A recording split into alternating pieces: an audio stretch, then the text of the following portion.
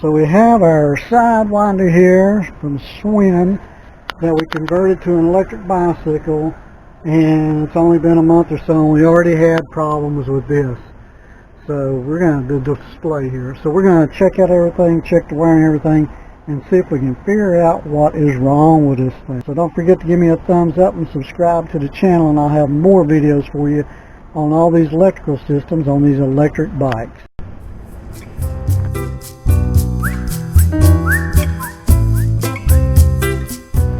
Okay, we got a little problem with the bicycle here. The control panel here is not working. So when you push on the control panel, it shows 900. That's all it'll do. It won't let you turn the throttle on, do nothing. Nothing works. So what we did, we traced down the wires all the way down back here to the controller, and we've checked everything to make sure all the connections are good.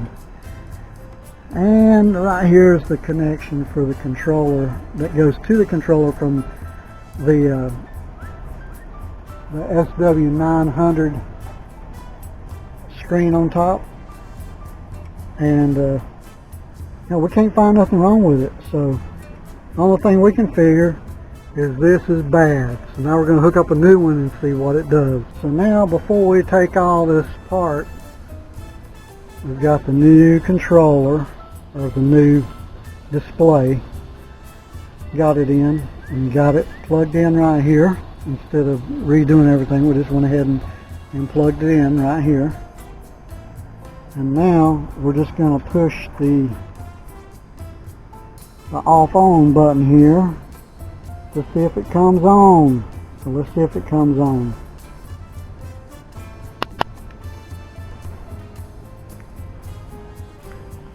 Hey, look at that. It comes on. Only problem is now it don't read the mileage and everything that we had on there. So I guess that don't really matter. And you got your pedal assist. It's working good. So, and you can see the battery's fully charged, so we knew that wasn't an issue. We'd already checked the battery. So the display was bad. We got the new display. Now we got to mount it back up here where it goes, and that should fix this bike.